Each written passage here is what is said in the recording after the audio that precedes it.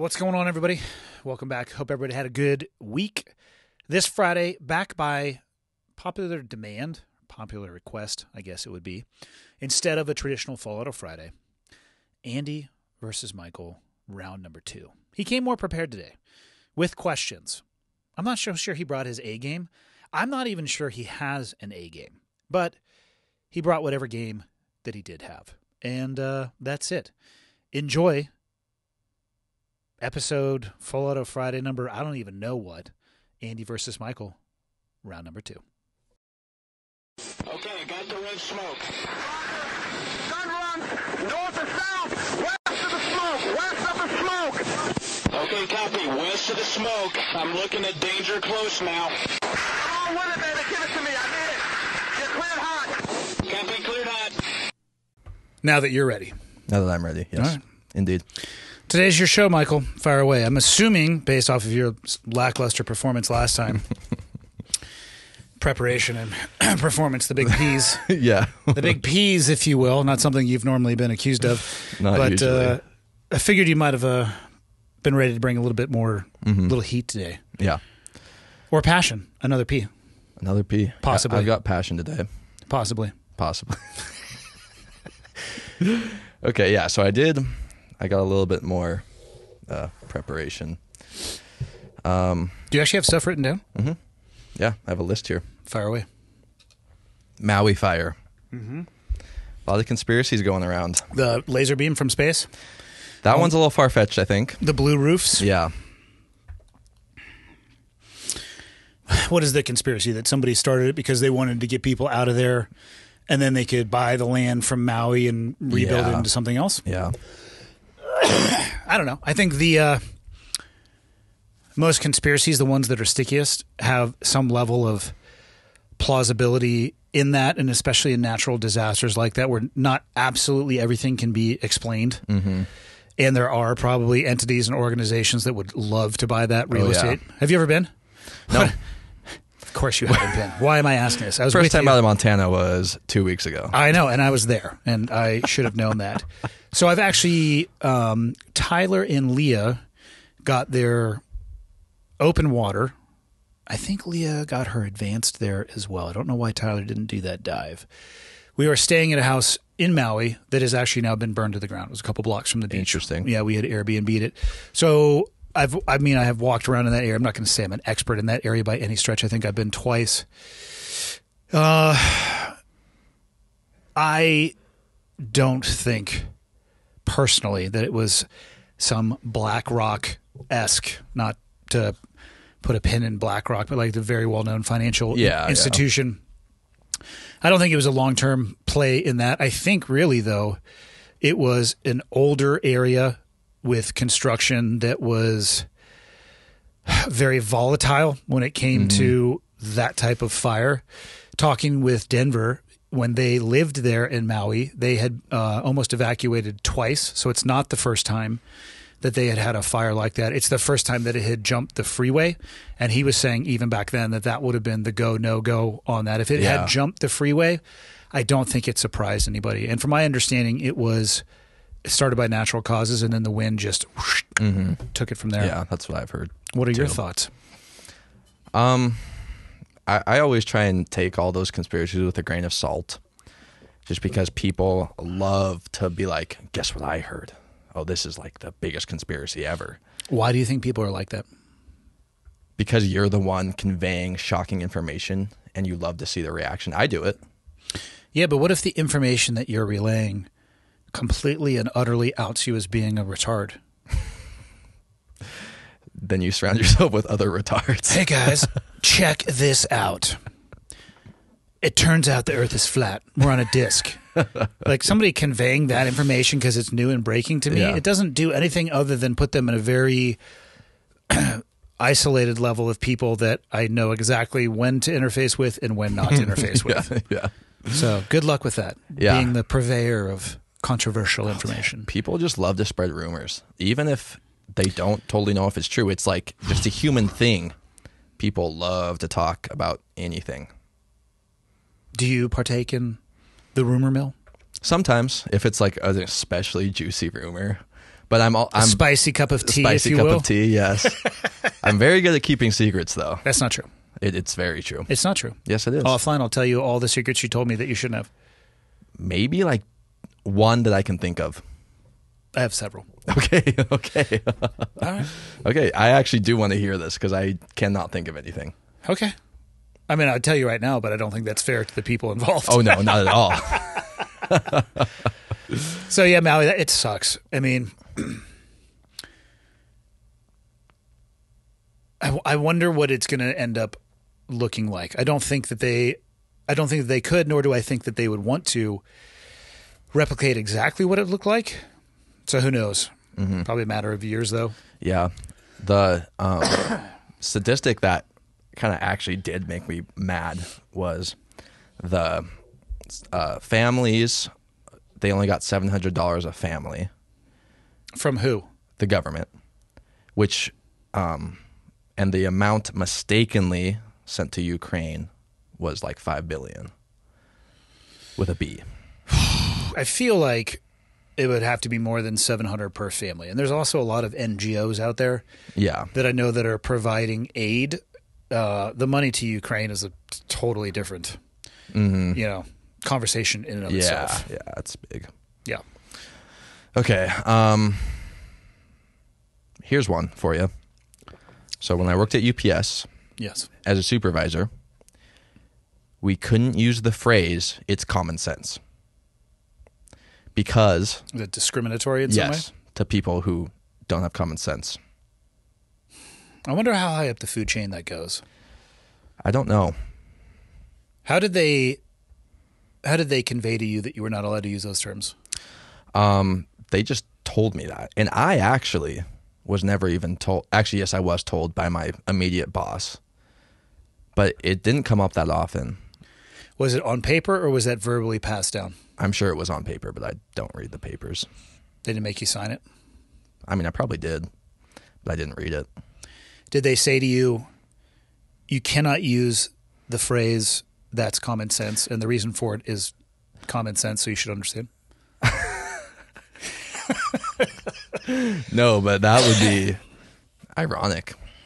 It would be ironical. Here's a question for you. How far should we as individuals in society go in an attempt to not hurt other people's feelings? How much should we curtail the way that we communicate, if at all? And I ask you this because you are part of the gentlest generation. You're the skin of people generally your age is as fucking transparent as rice paper and about that strong as well too. That's very true. Yeah. And I have had people try to explain to me that how words are in fact violence, which is a personal opinion that I disagree with. They can be hurtful. Yeah. They can certainly hurt your feelings, but it's not violence. Mm-hmm. My general rule is if it's a physical feature they cannot change, I usually won't joke about it unless I'm good friends with them. And then I'll let loose because I'm not actually trying to hurt them. It's just funny to make people laugh, you know? Yeah. At their expense is what you're saying. At their expense, yes. You're an asshole. Exactly. Apparently. Yeah. I would never do something like that. Oh, no, never. You would never make fun of anybody's physical appearance. I'm not talking even about making fun of somebody. I'm talking about in the corporate world. First off, I think we have to start with the baseline template that it's impossible to please everybody. Mm-hmm. So if you were, let's say you worked with 100 people and you were to canvass them, what are the offensive things that somebody may say that could potentially have a negative impact on you? Real, imagined, otherwise, whatever it may be. You would probably not be able to say a goddamn thing. Actually, what I just said would probably be offensive to somebody. You can't use the term goddamn because to some people, even saying it like that would be taking the Lord's name in vain. So when does it get to a point, or is it already at or past the point where we are decreasing our ability to communicate in the hopes of not hurting anybody or everybody's feelings? Yeah. I think in a lot of places we're past that point. Like, this is very, I don't know, have you read 1984? No. So fiction or non? Fiction, but there are a lot of themes that are somewhat coming true today. A big part of it is reducing vocabulary to, in the book, it's not to save feelings. Is it a control measure? It's a control measure. Now, I'm not saying there's a shadowy organization that's like, oh, now we're going to make it so that... A cabal, if you will? Yeah. Are you part of a cabal? Actually. What? I've been accused of being a pit bull for the global elites and a global cabal. Oh, and I'm not joking. At a hunting lodge a few years ago, I was sitting down at a fireplace just trying to have a cup of coffee, and this guy, one of the owners of the place, kind of kept like just not needling me, but asking questions. Oh, how's your hunt going? How long have you lived here? What do you do for a living? And I didn't say anything about military service, and finally I was in the military. What'd you do in the military? I was in the Navy. What'd you do in the Navy? It's like I was part of the very special forces. And he's just like, well, what does it feel like to be a pit bull for the global elites, the global cabal? Wow. I mean, how do you even answer that? I mean, the answer I wanted to give him was, how does it feel to be spectacularly fucking stupid? You would know pretty well. But I don't think he'd self-actualize. No. He and his wife, okay, I'm telling this story. I don't care if this guy hears this. So Christensen did a film about this a while ago. Mm-hmm. We had gotten tags out for the Missouri River breaks for deer, and I think Denver had a cow tag. So we go out there. We were with somebody, and just so he doesn't get his feelings hurt, we'll make up a name. All right, the made-up name is Nelson. And so we're out there, and he sets up this huge tent. 2 tents, actually, one for the film crew, one for us, and it was beautiful. Mm-hmm.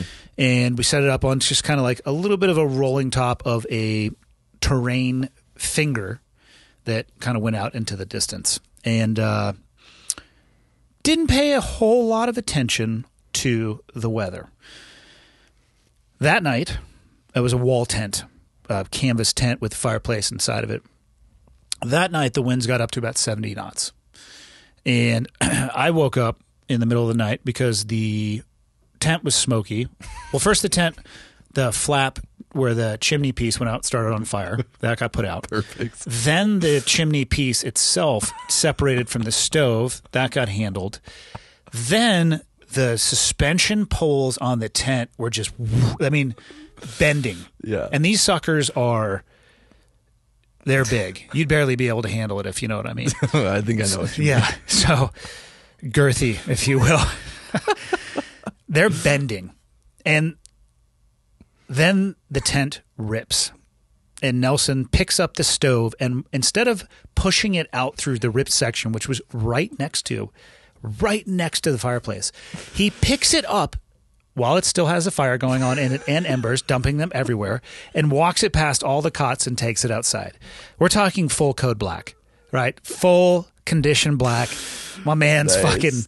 And so we're like dropping the tent down, throwing stuff in the cars. Meanwhile, he dumps embers out into 70-knot wind. Perfect. Yeah, that's a really good idea. I'm not an expert in the fire triangle, but I think most of the criteria was met for that thing to be ablaze. We're lucky we didn't burn down most of Montana. Yeah. And it becomes a full-on recovery. Like, I had a jacket that was on a barbed wire fence, like a couple 100 yards away. We secure as much as we can, drop the tent to the ground, put stuff on top of it, get into our cars. It's pitch black. This is happening at like 2, 3 in the morning. Hell yeah. So Leah and I are sleeping in the front seats of the truck. I think I just left it on, just to heat it. It was cold. Yeah. As the sun comes up, the wind didn't die down, but we got everything broken down and drove out of there. And so then we're just like, well, what are we going to do? Because this was the beginning of the trip. Oh, perfect. We find this lodge straight out of the fucking Shining. And we go in there, and everybody had rooms. There was rooms for the film crew, for Nelson, for Denver, and Erica, and myself, and Leah. And we go to bed that first night, and I guess the walls were made out of paper mache, because you could just really hear. And this husband and his wife were screaming at each other. I'm going to tell the fucking CIA where you live. Fuck you. And they're just screaming. Oh, Dude. What the fuck? It was amazing and terrifying at the same time. So we listened to that. That was my lullaby to drift me off into sleep at night. Go down in the morning and having that cup of coffee, and then that's the dude who's like pestering me about it being a pit bull for the global elites and the global cabal. Gotcha. So I don't even know how the fuck we got onto that story, but I don't remember. It's a good story, though. we were talking about control measures. Cabals and whether or not we should reduce. Yeah. What are your thoughts? Again, you are squarely in the middle of the most sensitive generation that's ever lived in the history of generations. I like to think I personally am not very sensitive. There are times I would disagree. You put on a good face. Okay. You put on a good face, but I think at nighttime sometimes you put on lipstick in the shower. How would I do it in the shower? Just run right off. That's not true. You have lots of experience on putting on lipstick in the shower? I don't have any experience putting lipstick on the shower, but I think you have to like wipe it off. I don't know if it comes off in water. I don't know. Maybe it does. I don't know. But I think that's what you do. Yeah. And you cry in the shower so you can't see your tears. Very closeted. Yeah. Activities. In many ways. Yeah. But I mean, how far should we go? A lot of people would associate what we're talking about with the woke ideology or a progressive ideology. And I personally think you should be able to say anything you want. Should you be able to scream fire at a movie theater? Gets a little iffy around those edges, doesn't it? Okay, let's... In a conversation with somebody, you should be able to say anything that's not a threat. Or who decides what the threat is, though? That's the slippery slope. Well, that's exactly a threat of personal harm, right? And so I don't see any subjectivity with that. That seems pretty objective to me. I think the issue is, it seems I would agree with portions of what you said. I think the issue is what seems objective to us seems very fluid and not objective to others. And I don't know how we find a balance. I don't either. I think the First Amendment is one of the most important things that we have in this country, the freedom of expression and the ability to say things that are wildly offensive. And I think you should be able to do that. Well, in the Bill of Rights, I'm not an expert in history or the documents that founded this country, but I don't think anywhere in the Bill of Rights it states that you're not, you can say anything that you want to, freedom of expression, unless it offends somebody else. Oh, no, I don't think it says that. I don't think it does either. I actually view the First Amendment, it's more about what, I think it's a beautiful thing, and it's, to me, less about what I can say, and the beauty of it is what other people can say, whether it disgusts me, whether it curls my blood. And I personally think that the more people talk, especially the dum-dums that are among us, it's important because then you can keep track of the dum-dums. It's when they're quiet and they go to the dark web, which I know I've spent a lot of time. Yeah, in the old dark web. Yeah. I would rather conversations like that occur front and center, consumer facing, than behind the scenes. Yeah, absolutely. And I think the woke culture, as it's called, it's your generation's fault. It is my generation's fault, largely. Yeah. I think it's very dangerous because if you reduce vocabulary, even slightly, and you keep reducing, there is a plausible future where you get to a point where you can no longer express certain ideas. Which is, I believe, the goal of people wanting to reduce vocabulary. Yes, exactly. And those people may say, well, they're offensive ideas. They shouldn't be expressed. I might agree with the first part, but I don't agree with the second. Exactly. Now the offensive idea is a man is a man, right? That's the offensive idea. What about in 200 years, what's the offensive idea going to be? They keep moving the goalposts, and eventually you'll get to a point where the offensive idea is, I want to own land. Well, I mean, why do you want to be part of the patriarchy like that? Exactly. Yeah. Dude, be careful what you say. All right? You're going to be end up on some list here. Well, you want to be a home and landowner? Yeah. Whoa. Piece of shit. I don't want to eat bugs. I can support that. I want to eat beef.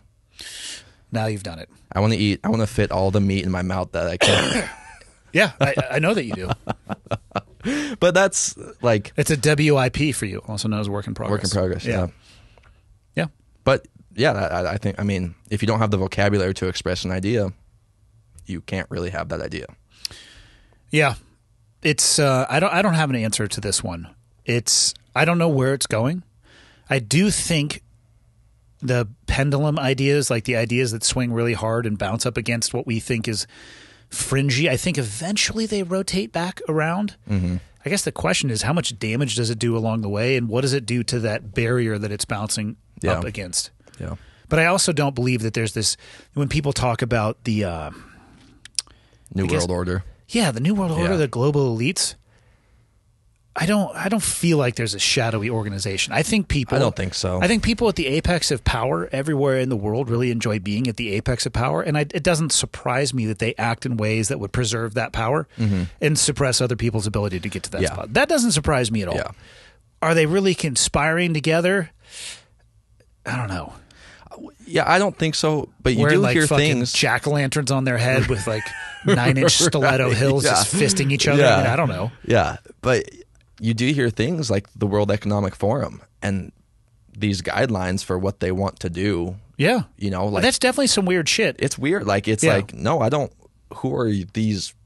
You know, it's a very small percentage of humans to tell us what to do. You know, or tell me what to do. Well, and then again, that's what I think makes conspiracy theories sticky is when they have some level of plausibility. And you can pull up the World Economic Forum and look at the language that they use and the bullet points that they write off. I think it's hilarious that they talk about, you know, whether it be economical or saving the planet, and they all fucking get their own private jets. Yeah, it's so funny. Yeah. Burn more fuel than I ever will in my lifetime in like one day. Well, yeah, especially if you have that self-limiting ideology. Are you planning on not leaving Montana again? No, not really. I just like Montana. I like Montana too. We're going to get you out of here. I don't know where we're going to take you, but Just kidding. For anybody who's confused, that was not the first time I've left Montana 2 weeks ago. I just want to clear the air on that. Okay, second time. You've never left the country. No, I'm working on it. Do you have a passport? Nope. That's what I'm doing right now. I'm getting the expedited passport. You're a child. You're a child. Kind of. Yeah, that's true. What else you got? All right, what else? Oh, the opening video that you've been putting on episodes. Yeah, what about it? What is that you're shooting? That is a Javelin missile. Heat-seeking, fire and forget, wildly entertaining. Probably one of my favorite things to do is to shoot that at people. Nice. Yeah. That's from 2010. Okay. In the Nabahar province of Afghanistan. Gotcha. Yeah.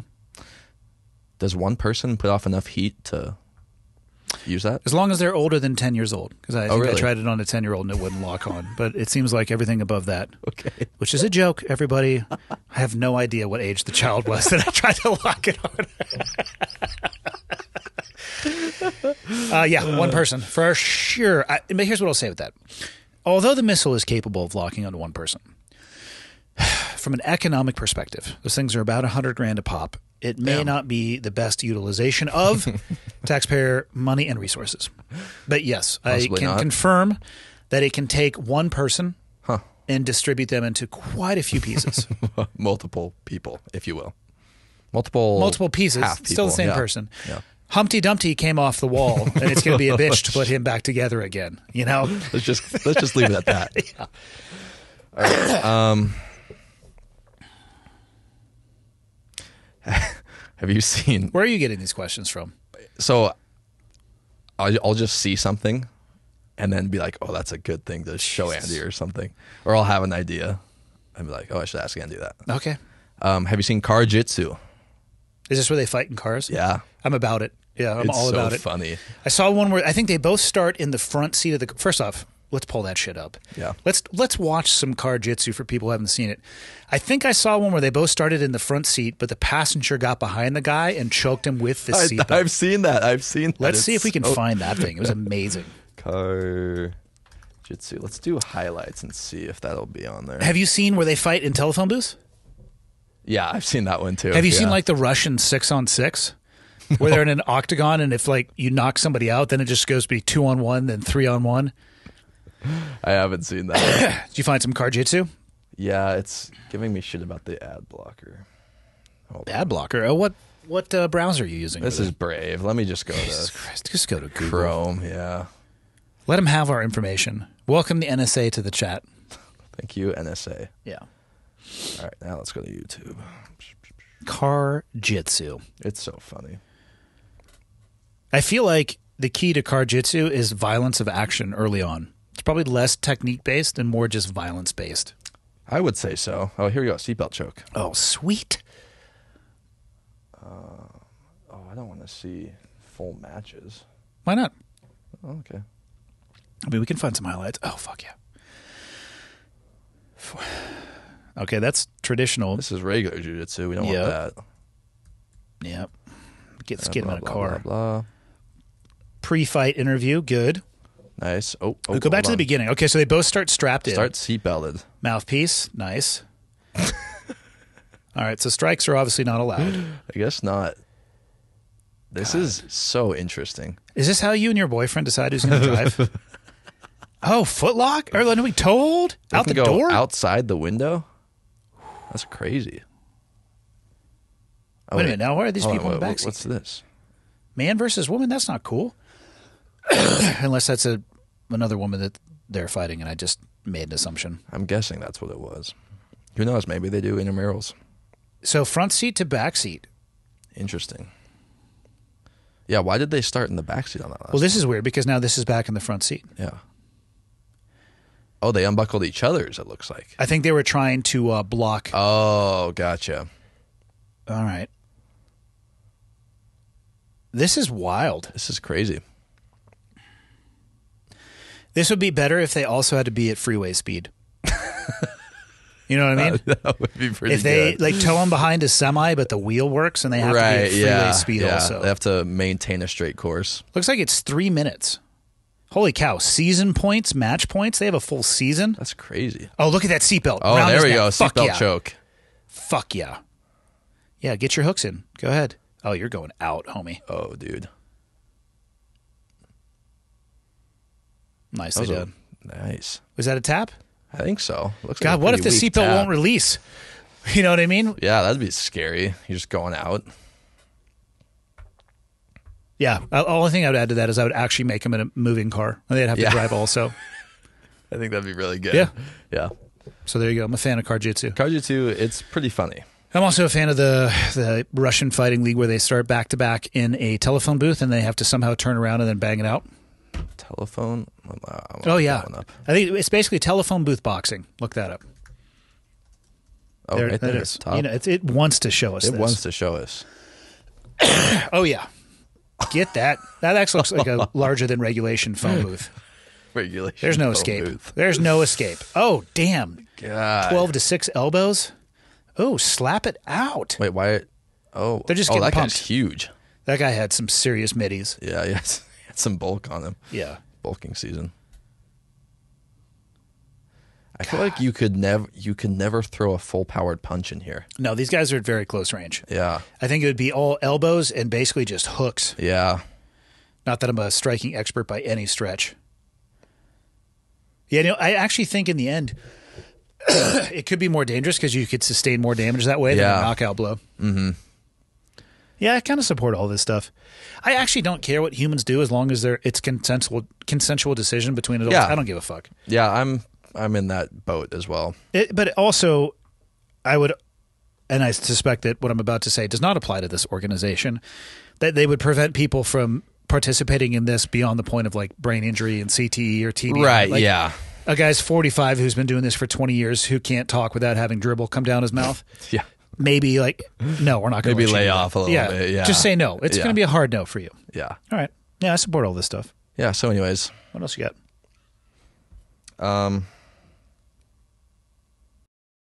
So Your list is easy. This isn't even controversial shit. not really. I don't know. Okay, hey, I got one. All right. Have you heard of John Money? No? You're going to hate this guy. Okay. What's his deal? He pioneered like gender studies Okay. and he experimented on kids. Yeah, so far I'm not liking the sound of Yeah. this. What do you mean he experimented on kids? So Let's just do this.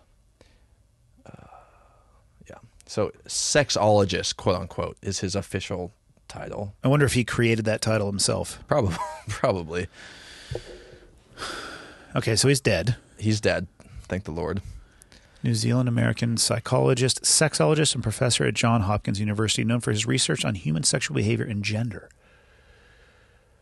Gender identity clinic, the first clinic in the United States performs sexual reassignment surgeries. Fuck. So this David Reimer, I'm pretty sure he was a twin. I think I saw a documentary about this guy. Yeah. Sexual reassignment surgery. I'm not aware of any. Well, again, I say this every time I talk about anything medical related. I didn't go to med school, so, and I barely graduated high school, so everybody can take this with a grain of salt. I'm sharing my own personal opinions on this. Gender reassignment surgery, also known as a sex change operation in layman's term, is the only surgery that I know of that has a 100% failure rate. Meaning, if you go in for a gender reassignment surgery and they cut your dick off or invert it or however they do that, you're still a dude. Yeah. You can change chromosomes. You can't change chromosomes. And another thing I'll say is this. I believe people when they tell me they feel trapped in the wrong body. 100% totally agree with you that is how you feel.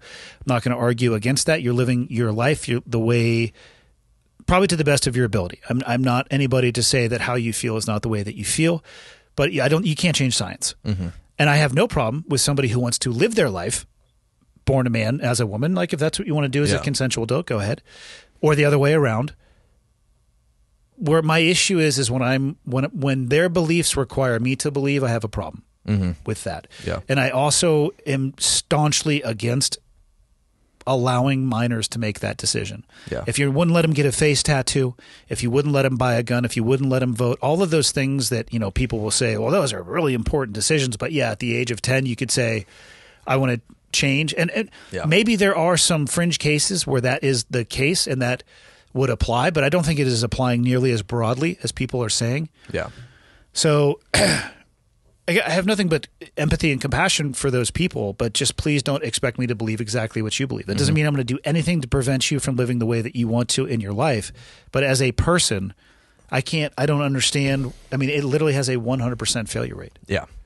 And if you look at the suicide rates, it doesn't change before and after. No, the same.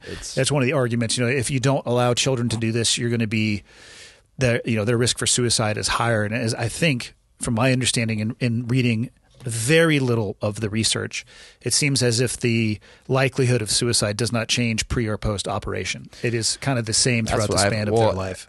I've heard it goes up after an operation. I don't know if that's true, but that's what I've heard. It's possible. But fuck, man. Yeah, this guy's kind of a piece of shit. The experimenting on kids, I mean, I'd be all right with that as long as he let me experiment on his head with a drill. Like you do your experiments, I get to do mine. Yeah. And you don't get anesthesia for the experiments that I'm going to do. Yeah, that's fair. Yeah, it's just like a little drill bit and a ball peen hammer, a little tippy tappy, little tap. Let's see how it is. Oh, you want to experiment on people? Well, I want to experiment on you. Yeah, I think that's fair. And maybe that makes me a bad person, and I'm okay with that. Yeah, I mean, if it gets rid of that guy. Again, this is obviously your generation isn't responsible for this because it spans a broad spectrum, but your generation is kind of in the middle of this. Where do you think this nets itself out? I mean, let's look at sports.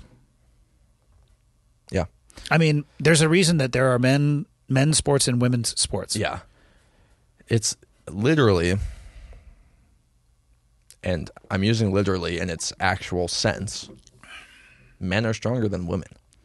Some men. You're not very strong. On average, right? Especially a trained athlete. Yeah. Like, why would you put a woman in a like the offensive line in the football game of a male NFL football game? For one, that's a highly selective sport to work your way into at the highest levels, which some people would say, well, that's just discriminatory to begin with. Yeah, no shit. They're looking for the best players in the world, not anybody who has a desire to play that sport. I don't know, given the discrepancy between men and women, I'm not saying that women can't be that big, because there's certainly some evidence of that in American society that it's possible to weigh that much. But the physiological differences between the male and female body, I don't think it's possible. And I know somebody who played offensive line for 10 years. Yeah. Again, from a non-professional, not steeped in education and studies, but just anecdotally what I've seen in my life, I don't know if it's possible for a woman to be as strong as my friend who played offensive line for 10 years. That's what I'm saying is people deny that outright. They say, nope, not possible. Give me an example. I can't. Not for you. I mean, for those people, I would say, give me an example of what you're talking about. I can't pull up a specific example. No, I'm not saying, and I don't think they can either. I mean, I think it was the powerlifter in New Zealand that transitioned and immediately dominated all of the lifting records by about a minimum of 100 pounds. Yeah, and he did it as a joke to be like, hey, watch this. And there's Fuck you guys. 0 women that are going to transition from women's Olympic lifting to the men's Olympic lifting and put up a weight that would even get them anywhere near a national team. Yeah. So I don't think it's possible. Now, would you... And because of that, they would never even have the opportunity to be on the field. And some people are going to say that's unfair. And I'm like, my response to that is, if you want to go to the fair, go do a trip to Iowa and get some fucking cotton candy and go on the merry-go-round. Life isn't fair. We're built differently. People have different capabilities, intellectually and physically. And at the highest level for those professional athletes, they're not screening for fairness. They're screening for the people who can do the job to the absolute best of their ability. Yeah. But no, it's unreasonable to do that. And I honestly, I've said this before on podcasts, so I think you've been in the room for it. I think if we're not careful, men, as usual, if you give us enough time, we're going to fuck everything up for women. Keep letting dudes into women's sports, and I'm telling you right now, what's going to happen is we're going to ruin fucking women's sports, which sucks because, what is it, Title 10? Yeah, we're going backwards on this. In a lot of ways, we are going backwards. Yeah. From a scientific perspective, it almost seems like we're going backwards because now science has somehow been positioned as the enemy. Objectified. Yeah. It's like, or subjectified. Subjectified, yeah, not objectified. No. Well, how do you think it ends? How do you think it finds homeostasis? So my fear long term, if it keeps going this way, right? The difference between men and women is like a fundamental truth in humanity. To me and to you, exactly. I feel like there's people out there who would argue against that. Exactly.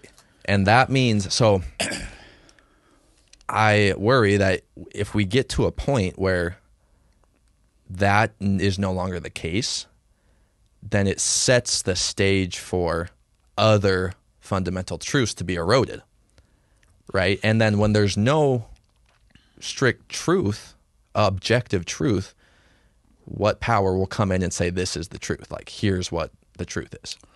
I think it'd be up for grabs. I saw a video, and I don't know if this video was a joke, but it was a woman talking about how math is racist, so therefore 2 + 2 does not have to equal 4.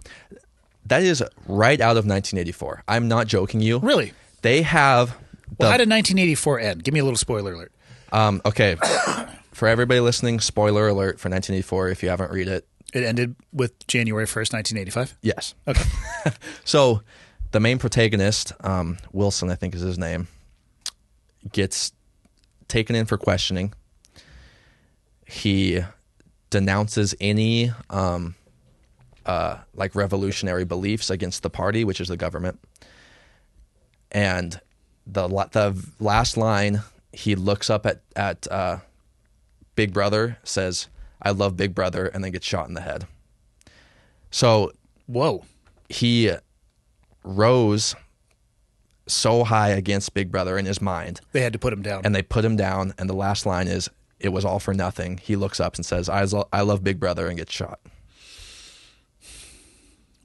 Jesus. It's very dystopian. It is. And it's one of my favorite books ever because there are so many lessons in it. And it's kind of a meme to say, oh, this is just like 1984. When was this book written? 1948. Oh, damn. Yeah. That's some forward thinking for sure from the author. The author's George Orwell. Yep. Super, like you said, forward thinking. To the Did point. he do 20,000 Leagues Under the Sea too? No, that was Jules Verne. Jules Verne, yeah. Basically the same person. Basically. Yeah. But to the point where if something is dystopian, people will say, oh, that's Orwellian. Oh, yeah, for sure. Yeah. Okay. But In 1984, one of the party's things is 2 + 2 = 3. God, that is so eerily. I don't think that idea in that video that I saw has caught traction, but that is an eerie thought to think that it could. And if Yes. it can, where does that lead us? And how far can we allow that to go before we actually have to do something drastic to swing the pendulum back in the other direction? And then who's going to actually do something? That's the thing is, like we were saying, if you take away the vocabulary for ideas, the idea of, oh, we need to do something, well, it won't even be possible. Yeah. Because people don't know that that's something that they can even think of. And that's, like, again, I don't think there's a top organization, world organization that's like, oh, this is exactly how we're going to do it. But somehow, some way, things are trending that way. Yeah. And I don't know how it's happened. It's very convoluted. But yeah, I'm very, not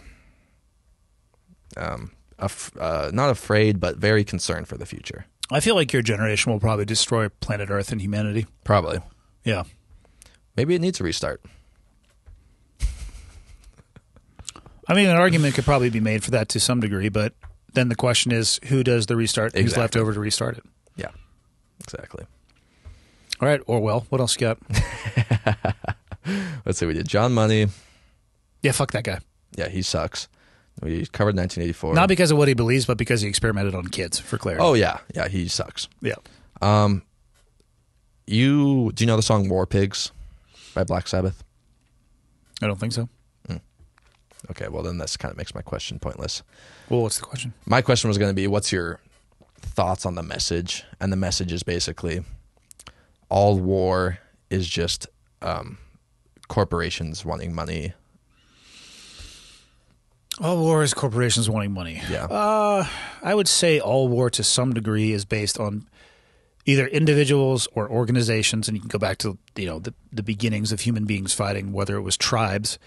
It's for something, for sure. Yeah. For power or control or real estate, whether that be land or, actual physical real estate in and of itself.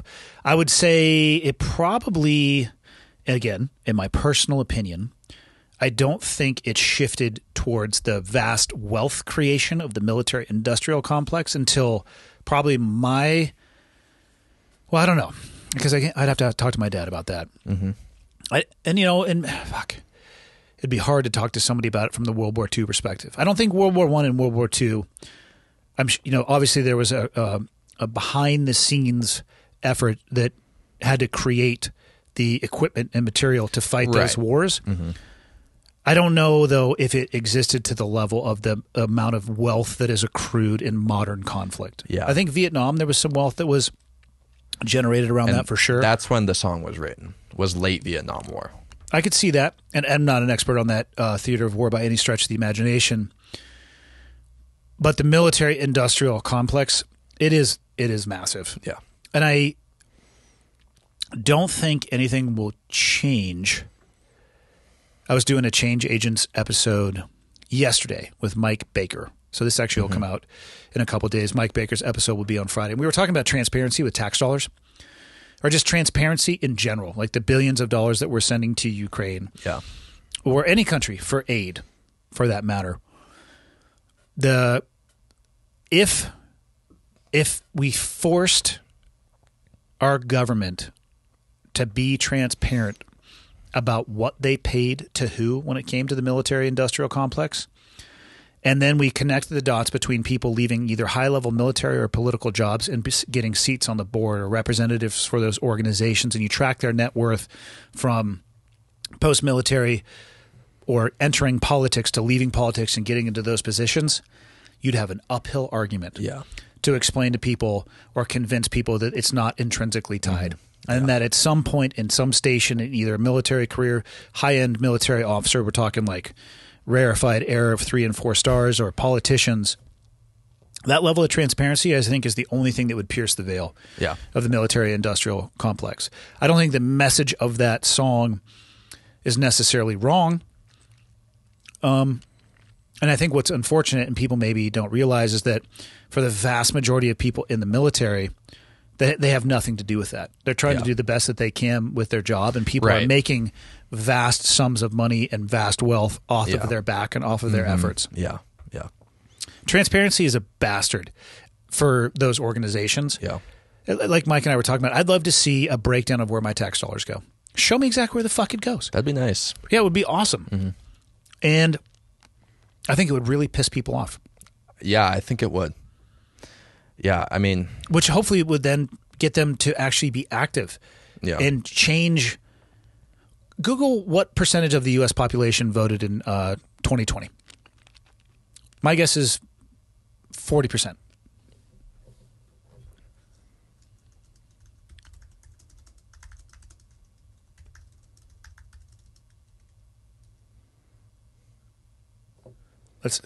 More than that. Damn.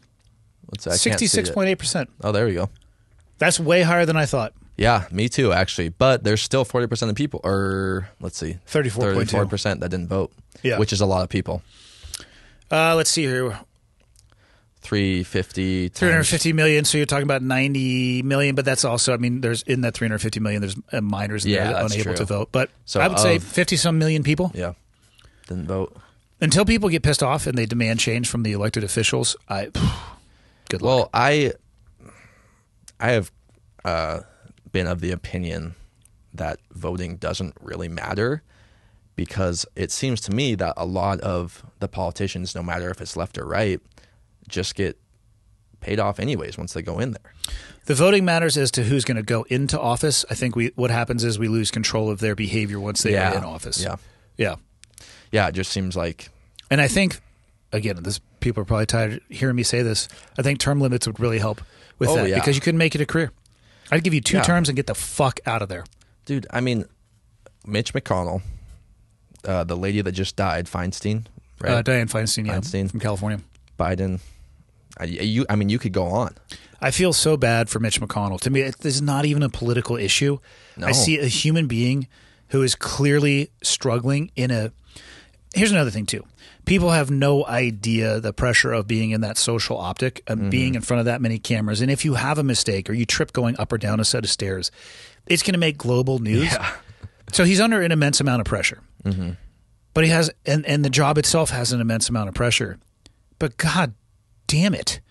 That guy is not doing well medically. Get him some fucking help. I don't care if he's a Democrat or a Republican. Yeah. The world is watching him do that. Yeah. And it looks bad on the entire political arena in the United States. Yeah. When the president of the United States gets fucking ambushed by a 6-inch stare. It's not good. Fuck, that guy falls down a lot. He really does. He does. And it's like, and I'm not saying that as a political statement. I'm looking at this person who's in there. He's an octogenarian. Yeah.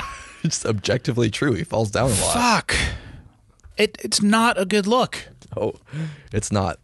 It's, to me, I'm just like, this is kind of a joke at this point. Like, or is the bigger joke that he's going to run again? Fuck.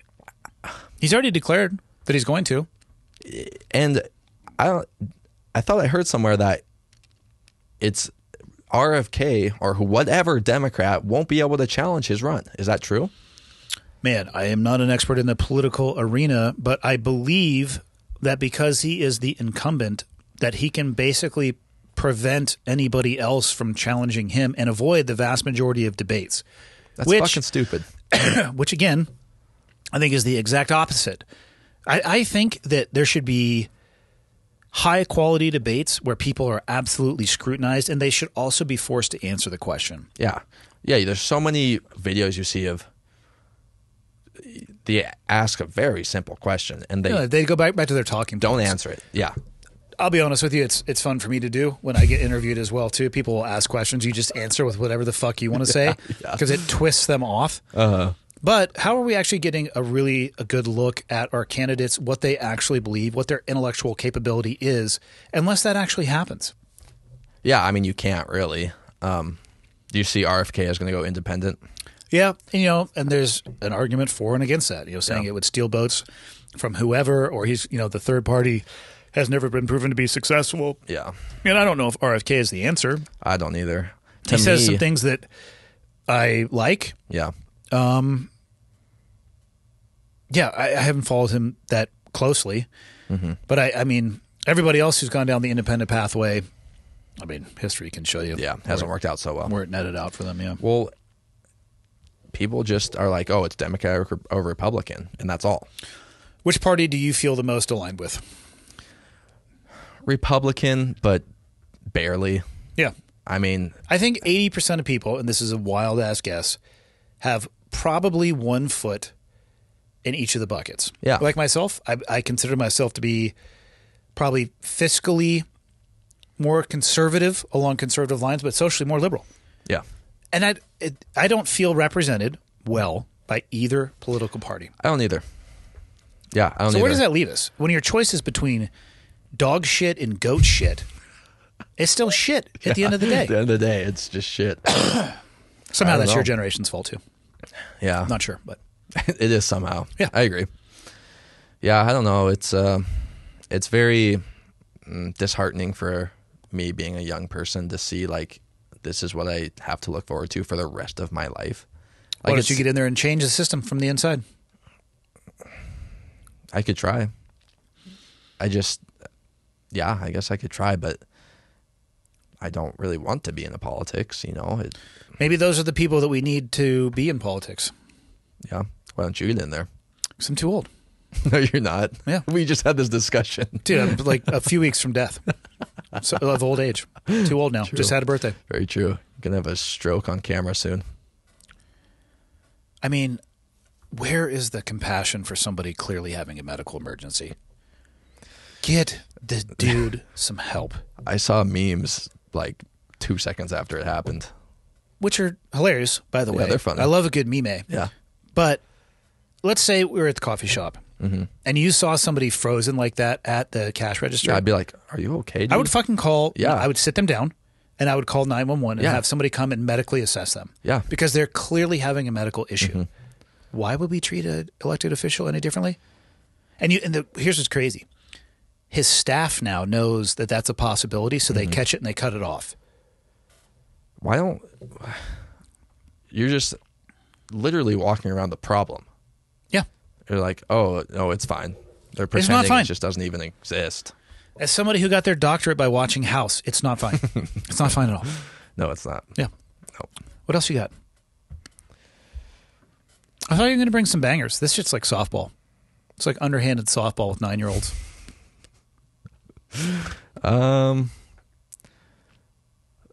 So, okay.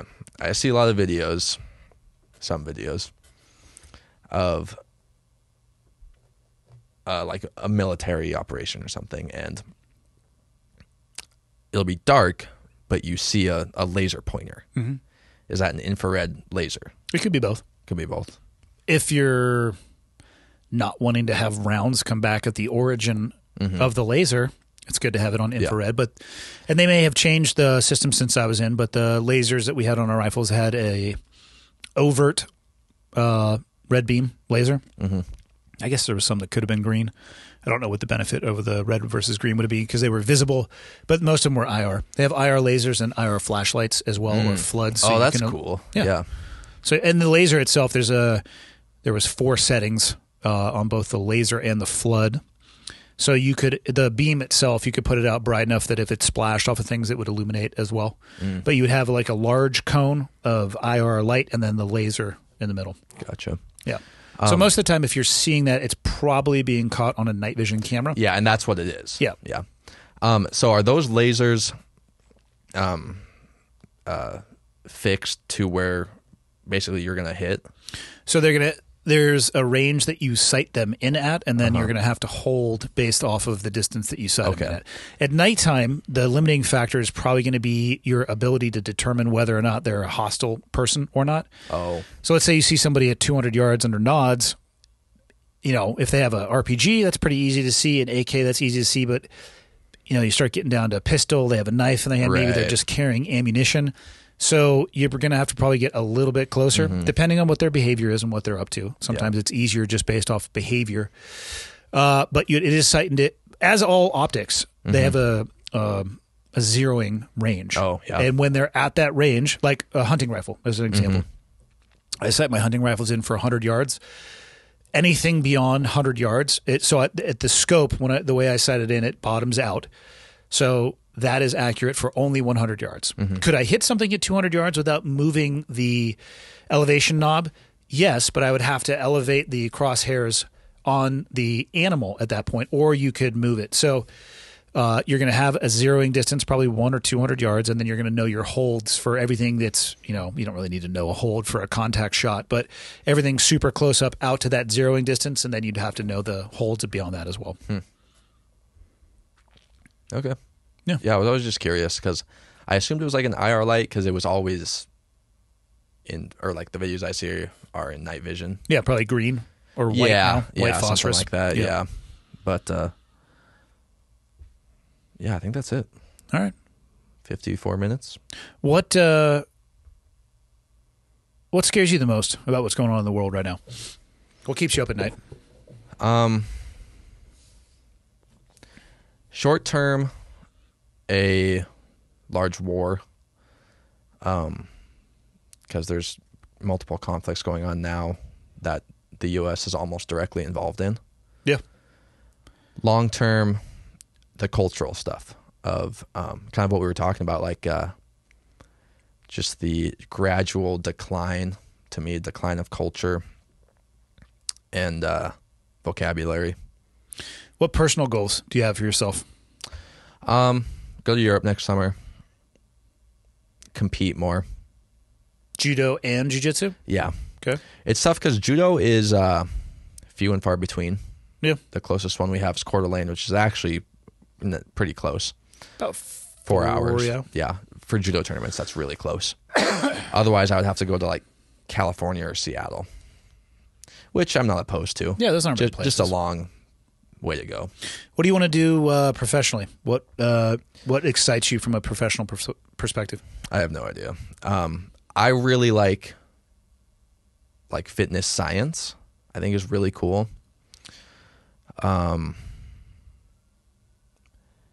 Yeah, on the spot I can't think, but That's okay. How old are you? 23.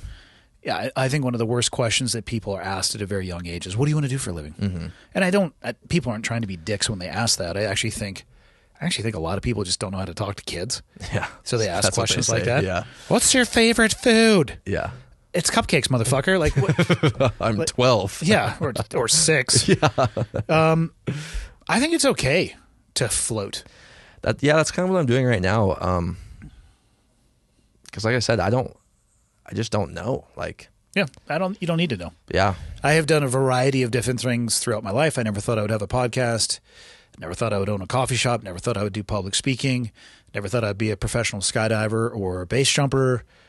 It just, shit will come up for you. And then the advice I give people is take the opportunities that present themselves.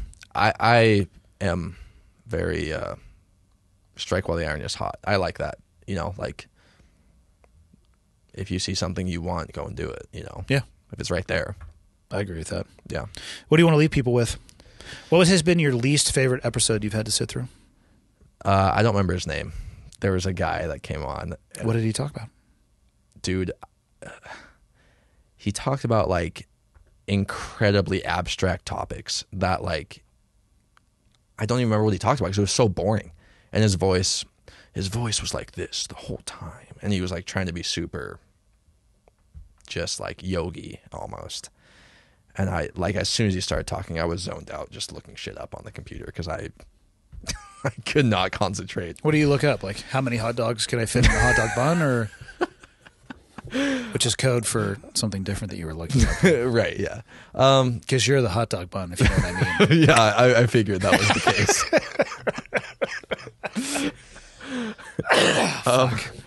Just go to Maps.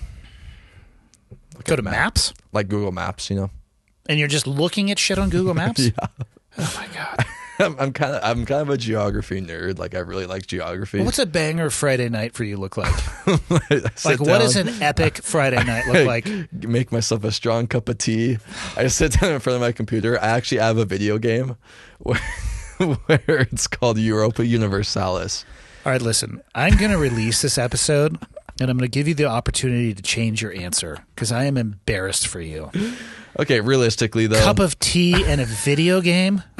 God. You're just at home jerking off with an oven mitt on? Like, what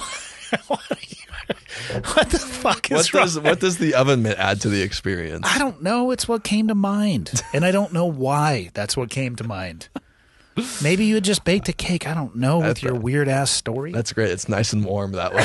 Yeah. All right, so cup of tea and a video game. And realistically, I'll probably go out with some friends.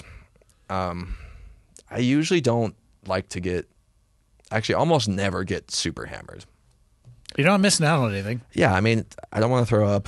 I hate throwing up. Yeah. It's nice to get like a little buzz going, have some fun. But yeah, then I'll go home like later in the evening. So like 9:30? Yeah, 9:30, 10, 11, 12. If it's really a wild night, I'll go home at like 1. Yeah. And then do you have tea and play your video game? Then I make myself a very strong cup of tea. Somebody out there who hears this, please save this young man from himself. Actually, last weekend I went to the fights. I told you about that. And that was pretty fun. Okay. Yeah.